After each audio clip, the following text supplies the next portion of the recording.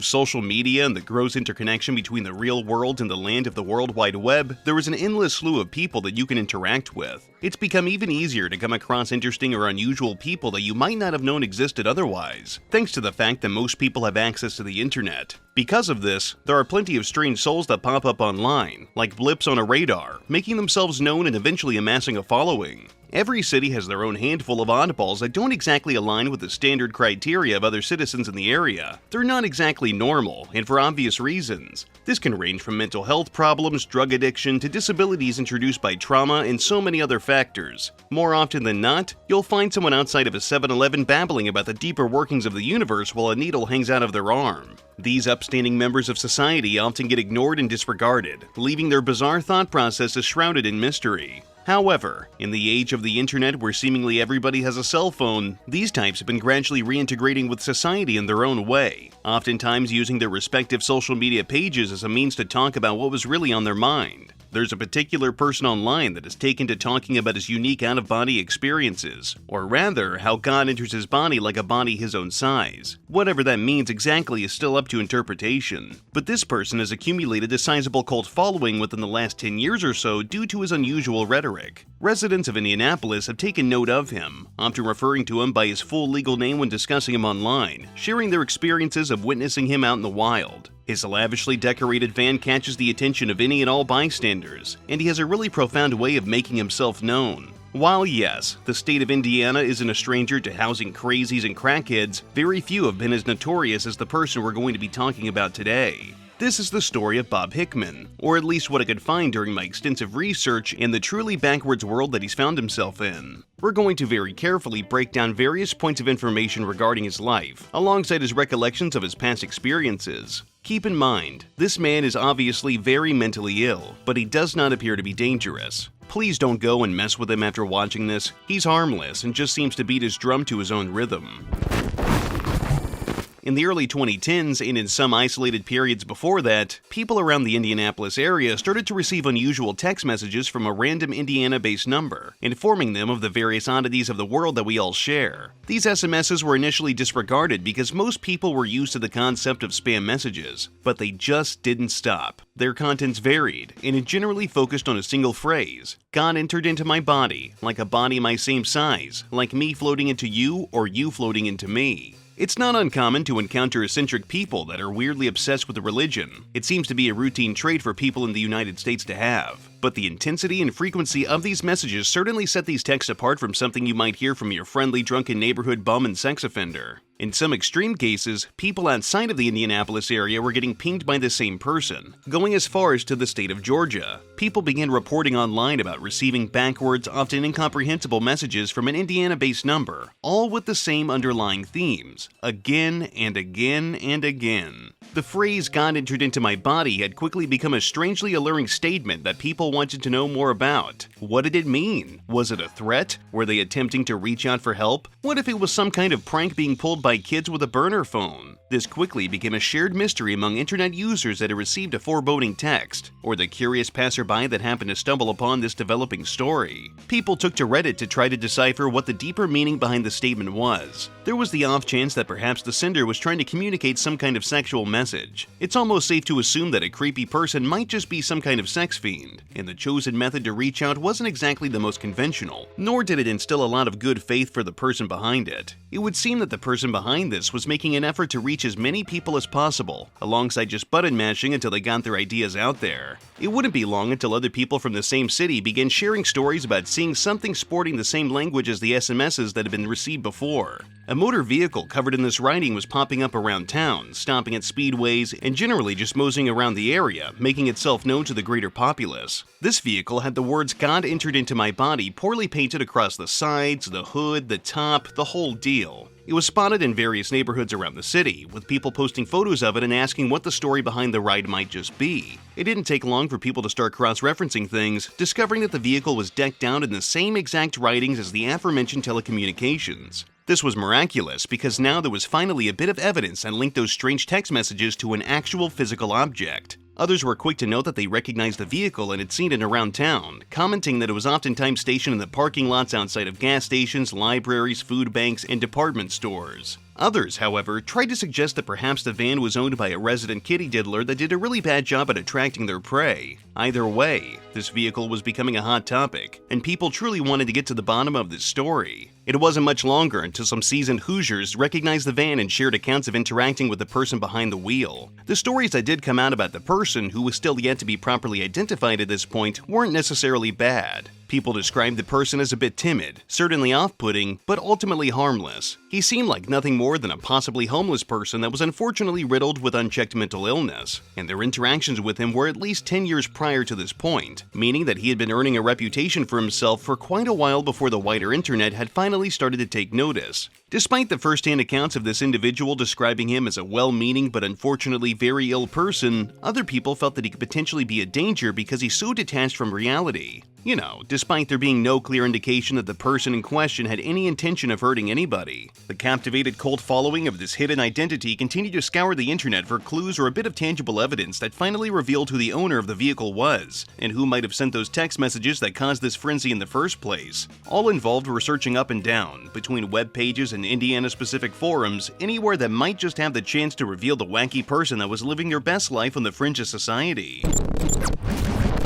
It didn't take too long for people to start connecting the dots and finding direct links between the "God entered my body" phrase and a few blogs that were reciting the same type of nonsense. Several online pages were discovered that were obviously created by the same person, who strangely decided to share their full legal name with anybody who happened to stumble upon his life's work: Bob Hickman. Bob is a schizophrenic truck driver that has spent many years on the open road, isolated from most people as he is trying to keep the American economy afloat by transporting cargo across the country. Or at least, that's what he claims. At first, I thought he was just retelling hallucinations he's had about the profession, but it turns out it's actually true. I was initially shocked that any company would let somebody who was clearly schizo-babbling about religious nonsense drive a truck, but then I remembered that I live in the United States and nonsensical crap like that suddenly starts to make more sense. Hello. God entered into my body like a body my same size, like me floating into you or you floating into me. This is the Holy Ghost baptism, Acts 2:38, in the Bible. Not gonna lie, I'm a little concerned that he's allowed to operate machinery that big. Not to say that all people with schizophrenia are dangerous, but rather it seems like a pretty delicate job for somebody to have that also has some kind of barrier between them and the land of reality. When looking around online for information about Bob, I found a Kiwi Farms post by user Gardener King in the Schizophrenic Sideshow's thread. King said he had heard that Bob had a motorcycle accident a long time ago, all the way back in the 90s, and it severely affected his mental acuity. I was unable to find any evidence of this, but I also don't doubt it either. It could possibly explain why he is the way he is, such as a traumatic injury causing him to become a little different than he was before, so yeah, I'd say that makes sense. Bob's blogs have broken down many facets of his life, so I think the best course of action is to dive feet first into his writing to have a better chance of understanding whatever the fuck is going on in his personal life. On one of his blogs, named World Prophecy Center, there is a page titled "I Love Anal Sex," which is, well, I really can't lie, the title alone caught my attention. Quote, Bob Hickman's life in Indianapolis is a testament to the power of routine resilience in the pursuit of personal well-being. As a truck driver, he navigates the complexities of the open road while balancing a dedicated fitness regimen of 3 hours a day. This essay explores the multifaceted aspects of his life, highlighting the significance of his daily routine, the challenges he faces, and the sense of community he fosters. Driving a truck is more than a job. It is a way of life that demands discipline, focus, and adaptability. For Bob, each day begins early, often before dawn breaks over the Indianapolis skyline. The hum of the engine and the expansive highways become familiar companions as he embarks on his journeys. Truck driving requires not only technical skills, but a deep understanding of logistics, time management, and safety regulations. Bob navigates through varying terrains and weather conditions, honing his expertise while forming a bond with the vast American landscape. The truck driving profession can be isolating, with long hours spent away from home. However, Bob finds ways to connect with others, whether through radio chats with fellow drivers or conversations at rest stops. This sense of camaraderie helps alleviate the loneliness that can accompany life on the road, reinforcing the importance of community in his day-to-day experiences. That had to be AI, right? It just reads too much like it. But if it isn't, it does paint a relatively clear picture about his lifestyle as a trucker, you know, if it's real. I'm not entirely sure, so I'd like to know what you, the viewer, think. Anyway, let's keep moving along. Let's check another page and I can assure you is written just as nonsensically as the last. Jesus entered into me like a body my perfect size. The Holy Ghost, which is Jesus, came inside me like a body my perfect size. Closed but open vision received on August 28, 2005. God has shown me in a vision a spirit that looks like somebody and they said, "It's closed, it's open, hit a rock." Fast vision received on August 28, 2005. God has showed me in a vision a spirit animal that looks like a woman and she said, "I'm telling you to fast." Yeah, this seems more in line with the bullshit that I was anticipating. From what I can gather by reading through this page, at least what I'm able to stomach before I've had enough, this is clearly a personal account of visions he believes he receives from a higher power. Bob has made a habit out of reciting the many visions he believes he is on the receiving end of, working hard to recollect whatever was told to him by whatever entity. None of his hallucinations ever make enough sense to be taken seriously. Quote, God has shown me in a vision a spirit that looks like Russia President Vladimir Putin, and he's saying, "Let's rule the world, Russia, China." And when he said this, I saw China President, and Putin said Cuba. And when he said this, I saw Fidel Castro, Nicaragua. And when he said this, I saw a man, Mexico, Venezuela. And when he said these two, I saw Mexican President Vicente Fox. And lastly, he said Brazil, and I saw President Lula. And I saw shortly ago the president of North Korea, and he said North Korea, and all these nations will be in on America's destruction. And I saw Hugo Chavez, and he said, "You know, you got something I want. Take Bush, kill." And when he said this, Holly also said kill. And I saw Hugo and I heard, "There's my answer." Bob likes to reference some level of apocalyptic Christian worldviews. There's the obvious references to God and Jesus alongside Satan, the number 666, the beast, nuclear war, and the downfall of the human race. It's surprisingly common for people that are afflicted by mental issues to start talking about the more delicate parts of reality. Meanwhile, they're actively reaching for any possible non-reasonable thing they can grasp at. It's safe to assume that Bob views himself as one of, if not the only vessel for God's message, which is, again, not uncommon for folks that are schizophrenic and have similar delusions. Something God does to me nonstop, and you'll love it. God plays with my dick. God caresses my dick with like an electric hand going up and down on it, squeezes it, pulls at it, makes it get hard, flop over this way, flop over that way. I see visions of Jesus and he laughs and says, "Jack me off, play with me, touch me." I call God Dickie. Dickie loves my dick. Dickie is after my dick. That's why Dickie entered into my body, to have a dick. I guess I'm God's dick. His writing is often riddled with unusual grammar, typos, missing punctuation, and swapping around names. It's largely convoluted and difficult to follow, making it a Herculean feat to figure out what exactly he's trying to say. More often than not, though, he seems to be giving vague predictions about what might possibly happen in the future without any sort of shred of evidence. Odds are, if you called his bluff on something that was supposed to happen, he'd allude to it being something about a splintered timeline or a misdirection from God, or something else that doesn't really make a whole lot of sense. The basic flow, if you haven't noticed it yet, is a numbered entry for the event and date and title, and then the vision that was received by Bob, followed by depicting the figure that was before him and the short message they pass along, concluding with his own interpretations of the possible philosophical meaning behind it. He's stuck in a constant thought or feedback loop, often reiterating the same points with slight tweaks. Not enough to make statements stand out individually, but enough to demonstrate that he's stuck in cyclical behavior. Another one of his websites, titled Prophecy, features much of the same kind of writing, being totally deranged and whacked the fuck out. But something that stood out to me during my research is the name of individual subpages. The contents were largely the same, just talking about God and the possible end times and Bob's various visions, but the titles alone are gold. Quote,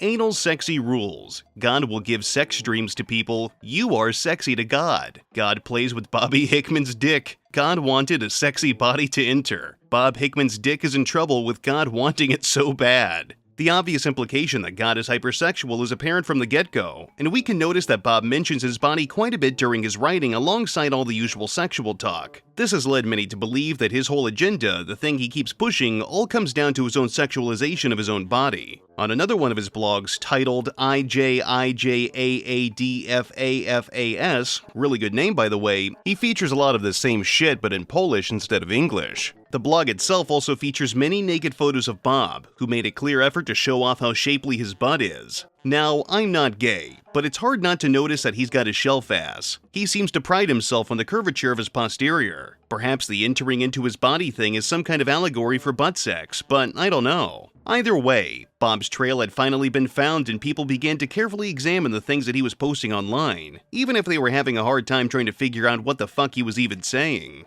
Greetings in Jesus' name. It's dark here in Indianapolis, but it doesn't look so bad here in the van. The Holy Ghost baptism feels like a body your perfect size coming in. Like me floating into you or you floating into me. That's Jesus coming on the inside. Now, right after he comes in, starting day one, killed all day long persecution, it's manifold temptations, and the Lord himself does each and every one. His whole introductory spiel about God entering into his body has been copy and pasted, shared, and shitposted across the internet. It's not uncommon to find people quoting or referencing Bob in Indianapolis-based social media groups as his infamy has surged in recent years. Before we jump in and try to break down what makes Bob tick, let's go through his entire diatribe about what God did to him many years ago. God entered into my body as a body my same size, as if I was floating into you and you were floating inside me. This acts as 238 Holy Spirit, born-again baptism. I'm the world's only born-again Holy Ghost-filled Christian. I see non-stop visions from God. God had entered into my body as a spiritual body, my same size. I told another job today to take a hike. They were wanting 6 days per week, every other week or some. Some is too much for me. 5 days a week ain't enough, goodbye. I do not want to spend who's no more at a job that I need to. I would rather be in the middle of the street with a sign holding it up. We'll work for whatever you guess. But I probably won't do anything and want a lot. God entered into my body as a spiritual body, my same size. I see non-stop visions from God. Can you imagine walking around with God inside your body? What if he's not nice like the Bible says he is? If you don't believe that, it does say in the Bible that he will also save you, but he won't. You must have the same experience I had to be biblically safe. But aren't you glad to know something about God now? While we may understand why Bob is an interesting individual, or maybe understand is a strong word, we've yet to properly get a good look at Mr. Hickman and his surroundings. After all, people tend to be products of their environment, so maybe a bit of a visual deep dive into his world would do us some good. Bob is a man who is clearly in the later years of his life, having spent the last 20 years or so of his adulthood saying peculiar things to himself and eventually echoing his thoughts into the cold depths of the internet. He posts videos on a variety of different social media pages, including YouTube, Facebook, Instagram, pornographic websites, and a slew of different blogging platforms. His videos often feature him in very little clothing, if any at all, where he talks about what he intends to do that day or what has been happening recently. While most of his videos are just him standing in his basement naked, they often do give us a bit of a look into his living situation. He appears to live in the lowest floor of an older house, likely something he's purchased or he's currently renting. The basement itself is what you would expect from, well, a basement. Not exactly clean, but Bob's clutter makes it significantly worse. He appears to not have any qualms about walking around the place in very little clothing, often barefoot, meaning he walks around the trash that's just strewn about as he prances around on video. Dios entró en mi cuerpo, como un cuerpo, mi mismo temeno. El bautismo de Espíritu Santo.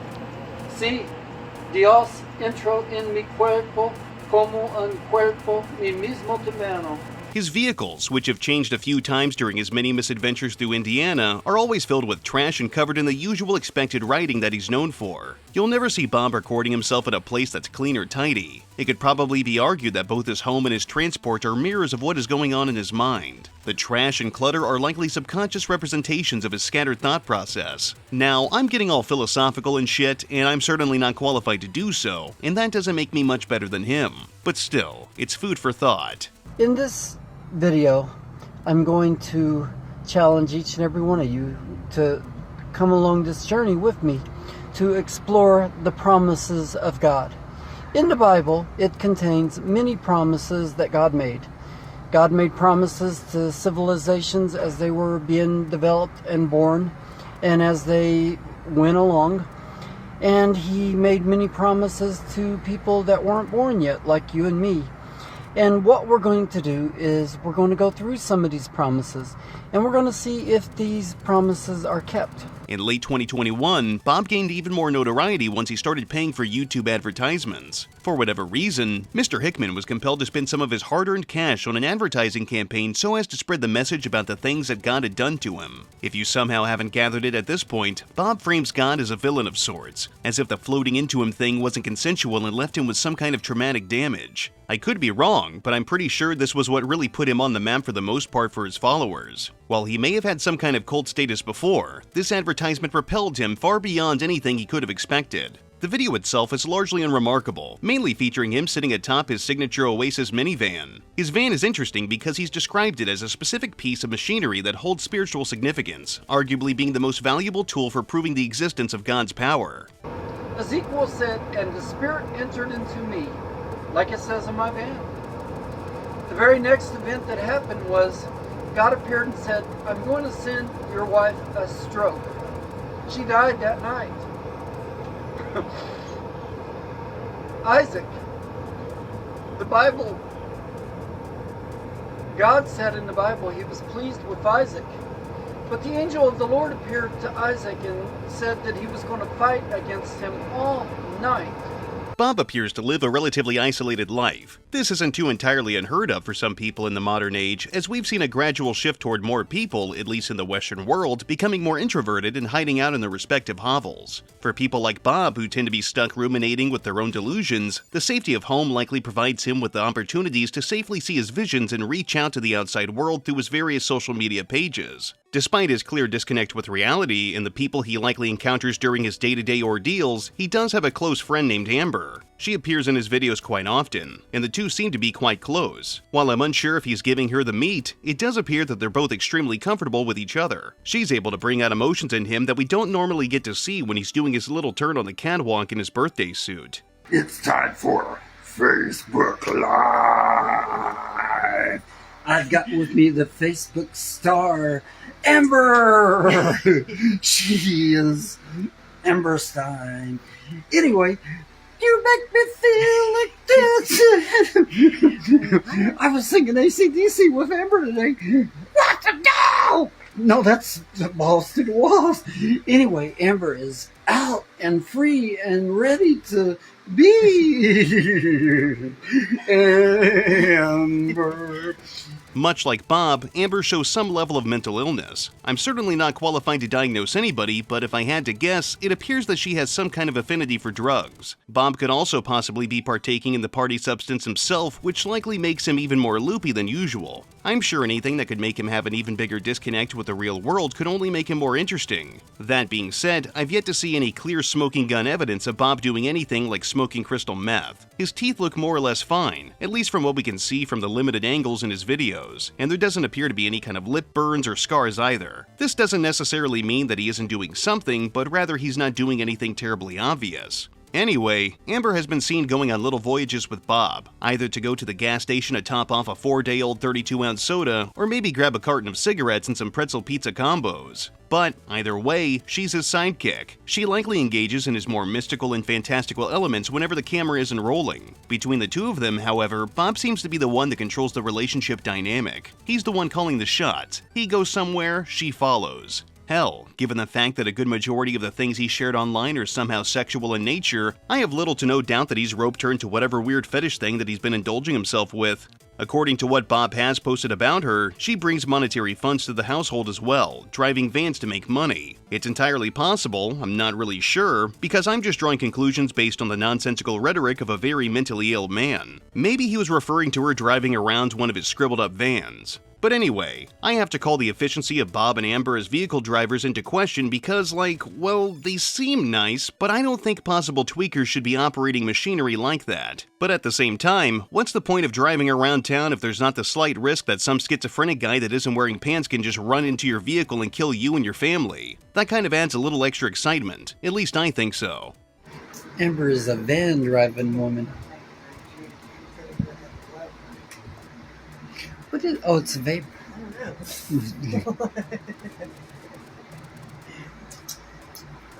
Either way, it's probably a good thing that he's got Amber in his life because without her presence, he'd likely be entirely alone with his thoughts. It's not like she keeps him grounded, but rather she gives him the necessary amount of social interaction he needs to not go entirely stir-crazy, at least not yet. But I can't lie, I'm a sick person and would be morbidly curious to see how much further he could push his shtick if he was left to his own devices. But that's just the heartless YouTuber in me talking. Bob's usual vehicular transport seems to play a major factor in his life, which I suppose isn't entirely uncommon given how a car can make traversing a town a hell of a lot easier. Yeah, who would have expected that, right? But given the fact that he's featured it in so many photos and videos, he appears to perceive it as a holy device to help him spread his message. There's plenty of crazy folks who own vehicles. I mean, Tony Chase had one up until recently when the satellite man had his van towed, and he lives in the same city as Mr. Hickman. But Bob holds an even more powerful emotional bond with his van because he's made it part of his holy mission to let the world know about what God had done to him. He's even offered to drive people around in his filthy ride, or for them to take it for a spin. Now, I've driven one of these vans before, same model, not his obviously, and they're nothing special. I'd love to know what the all-powerful creator of the universe had endowed his vehicle with because it'd be neat to see. I wonder if this is the only Oasis that has working AC because that's a pretty common problem with them, or if the transmission has been rebuilt or bestowed with divine mechanical purity.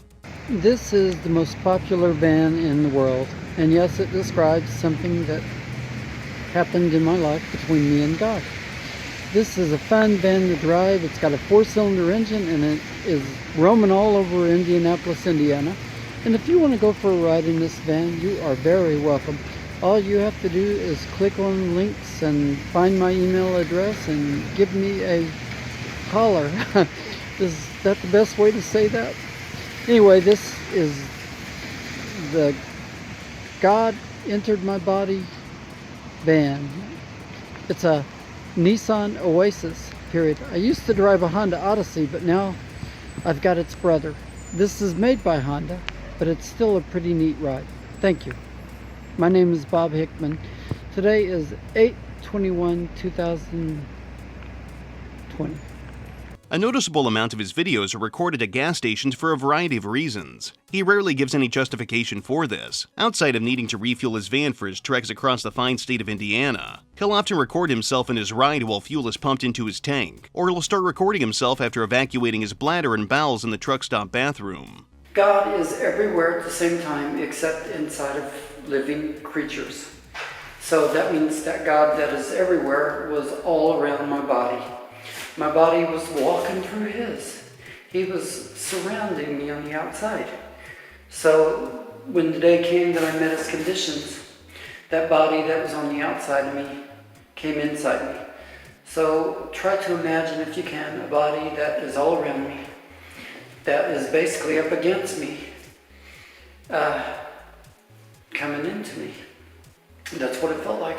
Now, to be completely fair, I've heard some pretty entertaining things in truck stop bathrooms. Normally somebody fighting for dear life as 3 cheddar cheese roller dogs are forced out of their rear end at Mach speed, holding onto their ankles as they're propelled toward the ceiling. But I think I'd be shocked to hear someone recite their colorful religious delusions while I'm using the facilities without washing my hands. I would probably just have to sit there and wait out the recording, because why on earth would I want to interrupt the gospel? Tell me, dear viewer, have you encountered anything quite as shocking in a public restroom? And if so, what? Obviously, only the finest things can happen in a washroom at a gas station that anybody can access, especially the crazies. Out of all of the places in the world that you could possibly hear about the actions of God, you'd likely assume that it'd take place in a church surrounded by other religious people, or maybe on the sidewalk as the resident street preacher hounds you for not believing in the same fables as him. But a gas station shitter is likely the last place you would expect to hear about the more intricate parts of the world. I can't help but wonder if restrooms hold some kind of importance to Bob. I'm just spitballing here because I'm trying my best to decipher the deeper meaning behind the things he says and does, but he likely doesn't even have a firm grasp on it either. So why even bother? I see non-stop visions from God. Do you think that's pretty cool? So why would I request prayer from people? Well, let me just say this. I can't say in this video, but in the Bible, God treated the people that he was trying to save one way, and the people that were saved another way. And if you want to know what God is doing to me, go into the comments section of this video and you can click on the link and you can see that.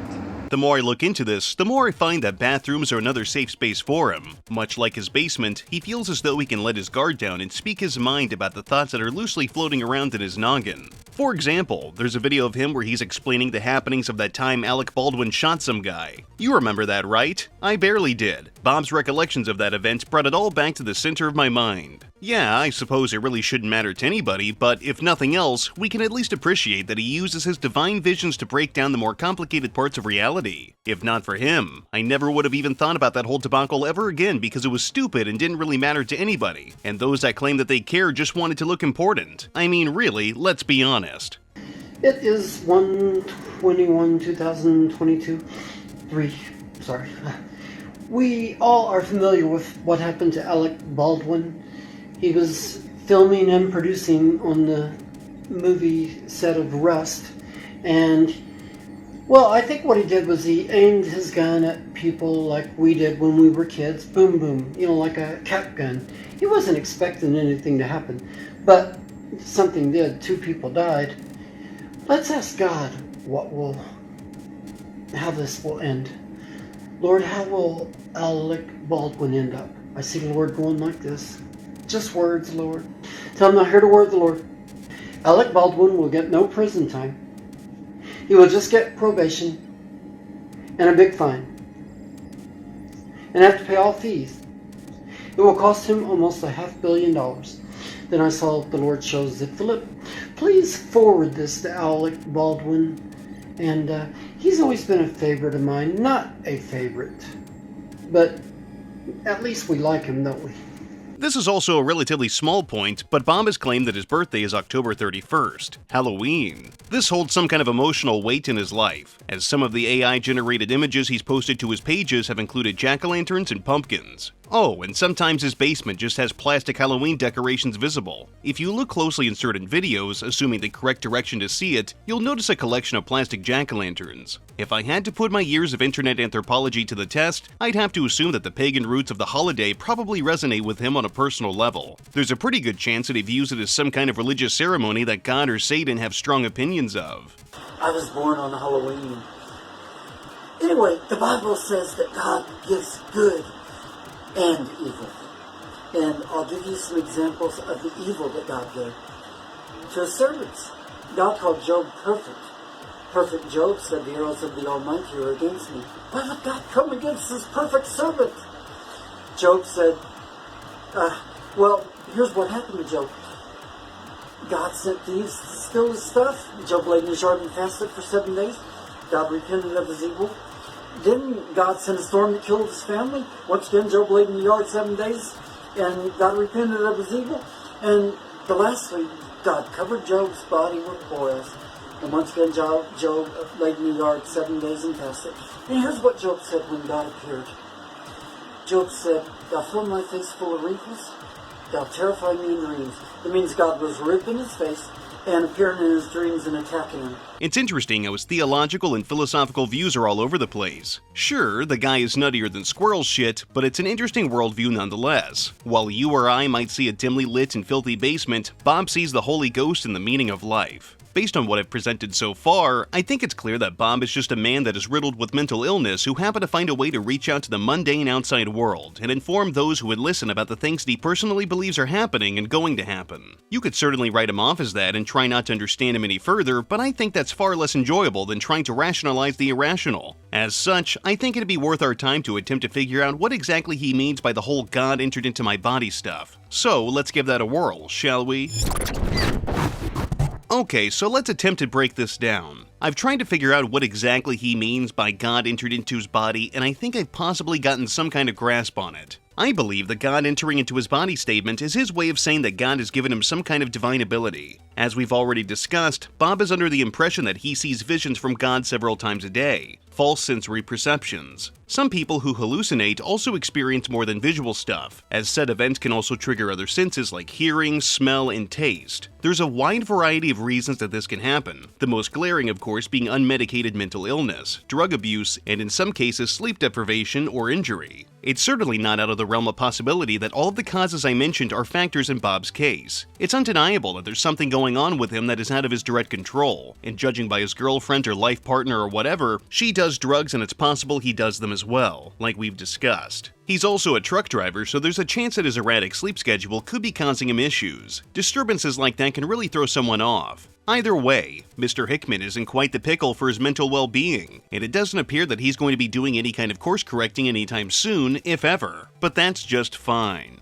Because of his personal relationship with God, he believes these visions are prophetic messages from entities or people, essentially making him some kind of special individual with unique powers that only he can possibly have. It's never once occurred to him that he's just another random person who happens to exist, but most people have difficulties comprehending that they aren't the main character in the grand story of the universe. In some cases, his sights are about mundane things like pumping gas or the rising cost of living in the West, while others are about the end times and the eventual all-consuming hellfire that'll swallow our planet as cataclysmic events ravage the land. That being said, I'm not quite sure why there's an underlying sexual element to some of the comments he's made about God and what have you. He's made vague implications that God or Jesus have adult interactions with him, and this often results in hilarious anecdotes about them doing things to his privates. I'm sure there's been a Christian or two that have stumbled upon his videos and have had a little hissy fit about their faith being challenged by a guy who has a barcode for a haircut. There's also the possibility that the floating thing might be sexual in nature. A good majority of his writings have been about the same topic, so it's obviously on his mind a whole lot. I'm not entirely sure why so many unwell people are obsessed with bumping uglies, but here we are. Something that's worth noting is that he's described God's interactions with him, at least the ones that aren't adjacent to a porno plot, are often deeply unpleasant. He alleges that there's sharp electric-like pains coursing through his skin and body that have been happening since the first time his body was entered. In some instances, he seems angry with the Lord, describing him as evil and unkind, while also bringing up Satan and almost treating him as though he's the lesser of two evils. I'm not entirely sure if Bob has read up on his scripture, but that's not exactly how the story goes. Or how bad it really is. Fiery darts feel like electric needles being shot into gums, poison being spewed out. That's why people in churches don't have any teeth. Face muscles tighten up at the moment I use them, causing wrinkling, stretching, bagging, sagging, tearing. Neck as well. Electricity flowing on spike and caressing what I use the bathroom out of. Seeing the Lord in visions and him saying things like masturbate, jack off. I think this might be Bob trying to correlate the pains that he feels in his body due to his aging or lifestyle, but then again, how could I ever truly know that? Here I am, once again, trying to rationalize the irrational. I can't lie though, his stories about how God or whoever else is telling him to beat his meat will never not be funny. It appears as though in Bob's eyes, he's on some kind of tumultuous religious journey. He's traversing a world that is built to topple over and destroy free thinkers, or whatever he is, and collectively mislead the masses. In his mind, he's spreading a message that nobody else has the ability to share because of his uniquely romantic relationship with the world's creator. He rarely uses this as a means to justify his beliefs that he's better than others, but rather to make it clear that he is different. It's clear as day that he doesn't fit exactly into society as most other people do, and even he is aware of that. But this is his way of coming to terms with the unfortunate state of his life. If he can find some kind of spiritual or narrative significance to his existence, everything else is fine as it is. Even then, while he's incapable of manifesting an arrangement of words that accurately and succinctly explained why he thinks the way he does, we're left with strange recordings of him standing in front of a plasma globe in robes while he talks about the inner workings of the universe. Anyway, I had a dream. All dreams come from God. You've had dreams. In this dream, I go into my house, and there's people in there. And I think they were from a motorcycle club. And I was thinking in my heart, I won't try to get them out. I'll get the police to get them out. But I don't want him to know that I'm going to do that. So anyway, we said a few things, and it was a pleasant conversation. It wasn't, hey, what you doing in here? Maybe I saw his motorcycle over in a corner or something, and I wanted to go look at it. He pulled the gun out and pointed it right at me. I wasn't afraid. And I said something like, I'm just going over to look at the motorcycle. I wanted to go and do whatever it was that was drawing me over to where I was going. Anyway, he put the gun back in his pocket. There was two people there, and I knew in my heart at some point I was going to call the police and get rid of them.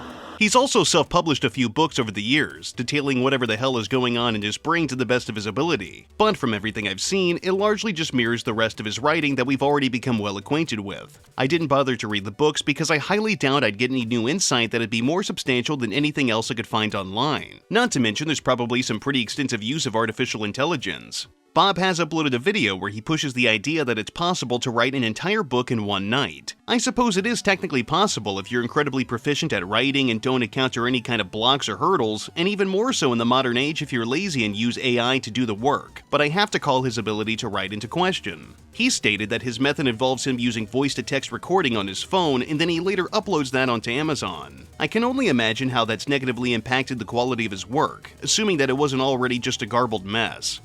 I wrote a book and have it published in less than 24 hours. Yesterday, while going to the library, about 3 o'clock in the afternoon, I got the thought of writing a book. So last night I sat in the bus stop and I spoke into my phone and emailed what I spoke to myself. And today I published it all on Amazon Kindle. You know, I thought I had more content than I did. So what I did was I published about 12 to 15 pages of what I spoke, and I finished out the book with visions that God has given me. Do you think it's pretty cool? While doing this research, however, I discovered that there was another Bob Hickman who was an author and believed that he had some kind of attachment to the spirit world, Bob Hickman the Psychic. This actually made researching Bob trickier because the two have a lot of overlap as far as being whacked out spiritual nutjobs, but the Bob we're talking about today is far more interesting. At first, I was annoyed when trying to find more information about this video's star because I wanted to better understand the wacky things he's recited over the years, but I accepted that the other guy's presence and research was kind of humorous. I mean, imagine it the other way around. Picture yourself looking for the other Bob Hickman on the internet for whatever reason, but then your research is muddied by a guy who claims that God and Jesus told him to touch his balls. I mean, that is pretty damn funny in my book. If you go to Goodreads.com and try to find out more about Mr. Hickman's illustrious series of books about God entering into his body, you'll find that both Bob Hickmans have had their sequences of writings merged under one person. I do truly adore how impressively unorganized and incorrect the internet can be, and I certainly wouldn't have it any other way. Mr. Hickman has acknowledged his notoriety online, reaching out to other YouTube channels that have covered him and even doing interviews when he feels comfortable enough to do so. He revels in his temporary surges of relevance when various algorithms decide to promote his content, leaving him with a sense of satisfaction. In one video, he remarks that he was receiving over 1 million views on Facebook. Now, I have my doubts that he was receiving 1 million views on a regular basis. Instead, he was just looking at all of his metrics up to that point. But either way, 1 million and some change is a big chance to alter the perception of reality for some easily impressionable folks. I'm sure there's at least one person out there on the internet who actually believes the stuff that Bob is spewing. The following he's got, though it may not necessarily be a positive one, appears to give him the drive he needs to keep pushing forward. Compared to other unusual folks that you can find online, Bob doesn't get endlessly and needlessly harassed. He essentially exists in his own little bubble, and I kinda love that for him. When you stand back and look at everything objectively, I think it's definitely safe to say that even Bob doesn't truly understand what he feels or believes. His answers for things often change or mutate in subtle ways that prevent the story from being universally consistent. But let's be real, without the mystique of his incomprehensible story, there'd be nothing here to examine. Bob believes that he's being tortured by forces that are far beyond anything you, I, or even he could attempt to control. Jesus, God, Satan, the sitting president, fictional beings, random people, they are all complicit in the repetitious abuse of Bob. The pain he feels will follow him till the end of his days, making him a spectacle for all to witness until his story comes to an anticlimactic close. All in all, Bob Hickman is just another pit stop during many people's travels through the information superhighway. He pops up in places that you would likely least expect him to, says some silly shit that you can't really make heads or tails of, and then leaves without as much as a peep. He ruminates in his basement, divulging in the spicy adult interactions between himself and God, and spreads his message wherever he can. He doesn't appear to be hostile or violent, at least from what I've been able to find, and he's just trying to make his own way. I love checking out the weirder side of the internet. I think it's awesome that people that don't align with the rigid status quo of society can come onto the internet and share the things that they've been thinking about. Sure, I do enjoy a good old-fashioned dumpster fire, your typical lolcows that overshare and do a lot of foolish things and end up becoming the target of some terminally online folks that direct their anger at randoms on the web. But people like Bob, the fine folks that aren't exactly normal but still manage to function fine and don't impede the safety of others, those are easily some of the best. Bob's following is likely always going to be on the smaller side. While he may be infamous in his area, notorious on the internet, he's still a small blip on the radar, a tiny moving piece of a bigger machine that is actively chugging along. I hope that Bob's mental health doesn't get any worse, and I also hope that it doesn't bring him any unnecessary pain or bad emotions. He seems like a genuinely sweet person who, for whatever reason, really wants the Christian God to touch his tallywhacker, and that's, well, yeah, it's a little weird I suppose, but he's generally harmless. If the worst thing he's doing is sexually harassing something that's difficult to prove, like, God, I think we can safely say that he got off easy. There's far worse people out there, and Bob is just a cool dude with a snazzy haircut, a sexy set of wheels, a cool female life partner, and a deep personal relationship with God. I hope that if you're going to take anything away from this video, it's that Bob can be a treasure. There's so many things that he's got to say, and admittedly, they don't always make a lot of sense, but I find it's almost always a good time if you just nod your head and agree. Let them speak. Allow them to say what's on their mind, and who knows, you might just learn something interesting. Because of what we learned today, I'm going to cut my hair just like Mr. Hickman and start prancing around in my basement. He's clearly got his life figured out, and I think that's pretty neat. But with that being said, that's going to be it for today's video. If you like what I do, leave a comment, rate, and subscribe. If you want to support me in a more personal way, you can check out the Patreon link for exclusive perks and the Teespring link for merchandise in the description. I've also got a Newgrounds account if art stuff is your thing. I've got more contents coming down the pipeline. But until then, I'll see you degenerates next time.